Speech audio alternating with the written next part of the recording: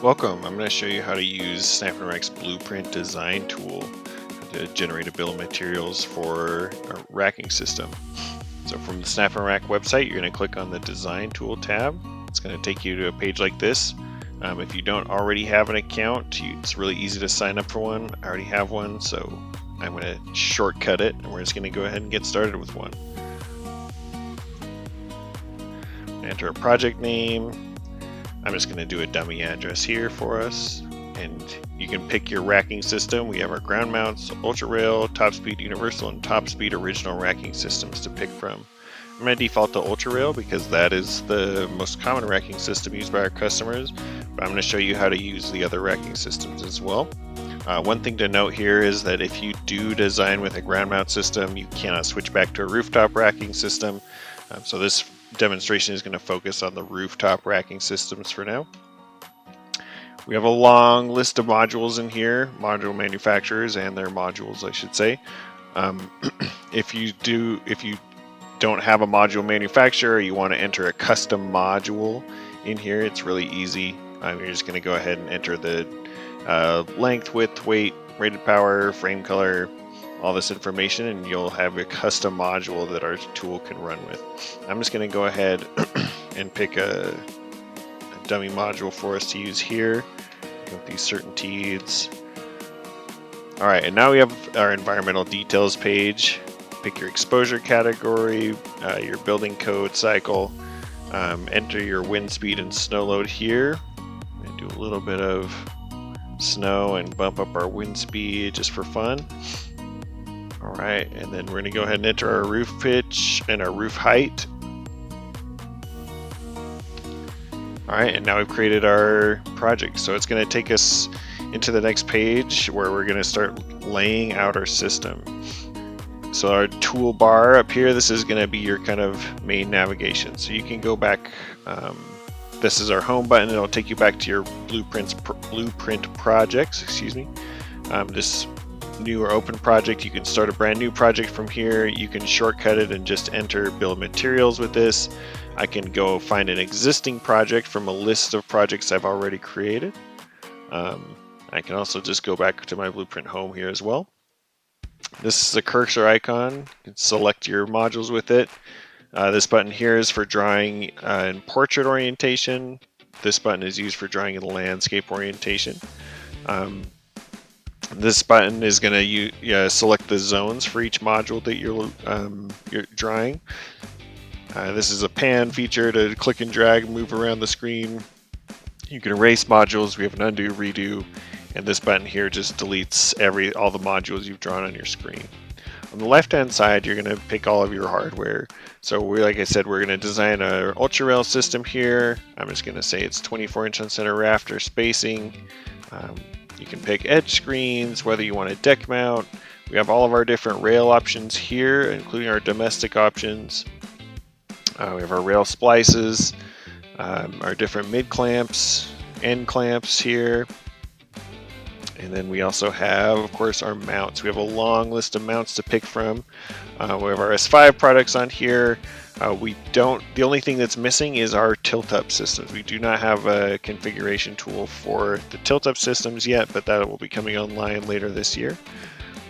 All right, and then we also have the attachment options. So a handful of our mounts have different attachment options, like the anchor foot.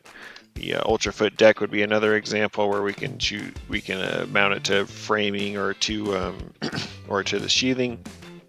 We're going to go ahead and pick our ultra foot deck to design on this example. This slider, you can limit the maximum mount spacing. So what this does is, let's say you want to I want to default to 48-inch on center spacing, no matter what the maximum spacing is. So let's say you're in an AHJ that wants you to limit your mount spacing. This is a really easy way to do that. We can design with 2 rails or 3 rails if you're in a high snow load or high wind speed area. You can also specify skirts around the bottom edges of the array, whether you want to stagger attachments or not. We also include a provision to add MLPE kits. For Ultra Rail, this is going to add the OmniLug hardware. For our railless systems, it's going to add the the frame attachment kits that hook up your MLPs straight to the module frame. And you can also come back here and edit your solar module, your roof height and roof pitch, or your wind speed exposure, your building code cycle here. All right, so like I said, we're going to be designing one with the UltraFoot deck. And so I'm going to just save those updates. So that's going to save down all of our hardware we've picked. And I'm going to start drawing modules. It is really easy to draw modules on this tool. It's as simple as clicking and dragging. All right, so we're going to just make a nice rectangular array here to mess around with. And go back and click my my select icon. All right, and so you can see here we do have an error. This is a really common error to see. What happens is, let's say you have, if there's too much space between, or too much overhang from a rail over a rafter, it's going to flag this as a cantilever error. So there's a couple of ways we can resolve this. One would be select your modules or in your array, click and drag. It's going to move them around, recenter them on the screen. The other thing that we can do is we can select our modules and we can actually use the arrow keys here to nudge them. And so you have a couple of options to resolve different those kinds of errors, just to make sure that you're complying with our engineering and not having too much overhang on your rails or your modules there. All right, we're going to draw a landscape array as well, so you can see what that looks like. All right, and now we're going to you have a lot of flexibility in manipulating the array itself. So let's say I have an obstruction right here in the middle of this array. I'm just going to select this one, and I can either push the delete key on my keyboard. I can also select this erase tool, and I can just erase that same module here and go through and click those modules and erase them. One other thing we can also do is we can just kind of click and drag modules around here. So let's say you just had a gap in your array right there, but you want to add another module somewhere on the array. It's really easy to click and drag. If you notice, there's a red line that'll come up, and that's going to snap the module onto that onto that area. We're going to do it with this landscape module here too. So I can come in here, snaps it right underneath that module, and keeps everything lined up nice. All right. Over here on the right, you can see it's just going to highlight your maximum mount spacings, a maximum cantilever in each particular roof zone. We also have a summary bill of materials here if you scroll down a little bit. So this top one is going to show the overall bill of materials for all of the arrays on your screen. It also will break them up, and so you have two subarrays here that show the options. We're going to save this down, and I'm going to switch racking systems real quick just so you can see what that looks like. So we've already got our arrays drawn. Let's say I want to see what this looks like with a TopSpeed original racking system. We're going to come through here and see, do we want edge screens on it? Do you want to use clamps or links to bridge the gap between your skirt, or to splice your skirts? You can add junction boxes here or add an MLPE kit. So I'm going to save this, and it's regenerated this whole bill of materials and the arrays in TopSpeed Original. All right, and I can do the same features or the same functions here. I can click and drag these modules, move them around, snap them to other parts. I can still use this nudge function, and it's going to, you can see here, redo the bill of materials and make sure you got enough clamps and splices to make sure you're grounding this thing correctly with our TopSpeed Original or TopSpeed Universal systems. All right, now I'm going to go back through here, and we're going to switch back to UltraRail real quick. It's really easy to switch and see what your bill of materials would look like for a deck mounted system. I'm just going to toggle this to yes. And save the updates, and you'll see it's going to delete all the rafters, and now it's just going to show me all of my deck mounts, or it's just going to show me the mounts here. They're all going to say it's deck mount. You can see that we've switched. We're using the deck anchor with the it looks like it switched it to anchor foot here, so we're going to switch it back to UltraFoot deck. Forgot to update that. All right. So yeah, you can see it's the UltraFoot deck, has the the deck screws for it, or the count for the deck screws, excuse me, is 4 per mount as opposed to just 2 when you're mounting into framing. And that's, yes, easy as that to switch between rafter and deck mount. Let's say change it back to rafter mount. Change my mounts back to Ultrafoot deck real quick. You'll notice we also have all of our S5 mounts here as well. So whether you're mounting into metal roofs or shingle or tile, we also have our standoff kits in here if you want to use those in a flush mount configuration.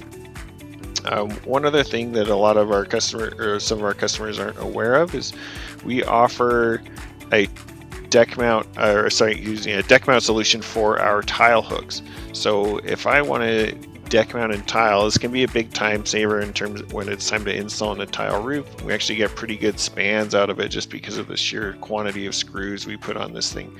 So let me show you real quick. We're going to switch this to deck mounted. I'm going to go in here and change this thing. We're going to pick a tile hook.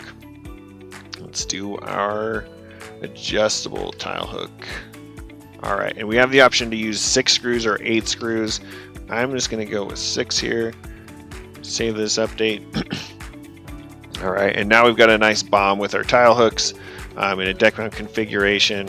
It is a lot of screws. There's 300 screws to get all these modules in there. But look at this, we actually still get like really good spans out of this. So, you know, whether you're installing, and this is in an area where, like I showed before, but 30 mile per hour or 30 PSF snow load, 115 mile per hour wind speed, and look at that.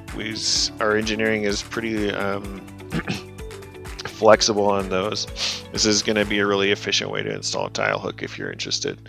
All right, now we're going to go on to the next screen. I'm going to show you kind of the next steps in this.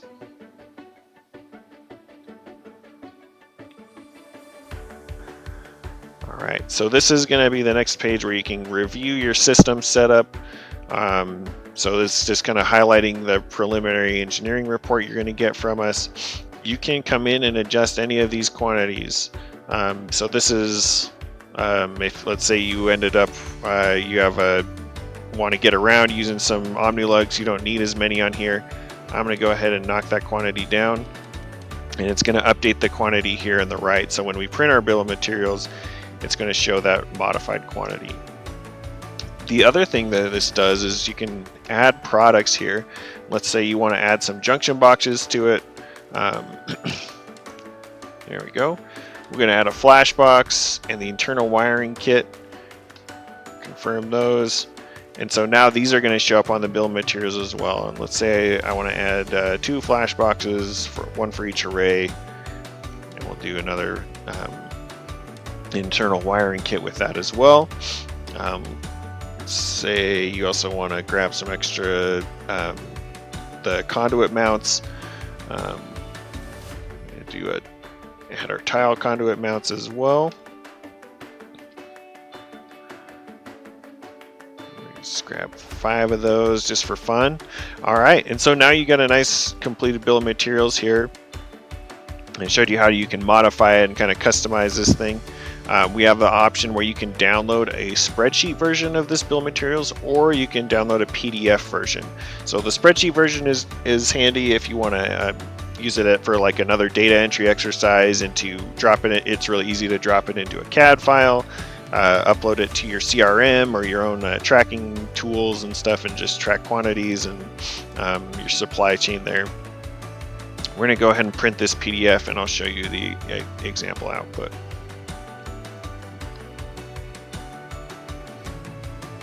Alright, so here's our completed engineering report. So it's going to show you the summary, the address, the racking system you're using, your different your PV modules you're using, site conditions, building code cycle, and then your maximum and your installed spans here. So it's really easy to kind of compare, how you're comparing with the, or it's really easy for an HA to see, all right, we can get up to 56-inch spacing, but we're only installing 48-inch spacing here. So we're not over extending the hardware on this system at all. And here's your summary of your bill of materials. Then you're going to go, we also have the overall layout for your arrays. And if we keep scrolling down, we have the kind of a sub bill of materials for each sub array that just kind of shows how much hardware you're going to have for each different array. All right. Yeah, thanks for letting me demo this for you guys. If you have any questions, please reach out to your account managers or your sales rep or the SnapNrack support team. We'll be happy to help you out. Thanks.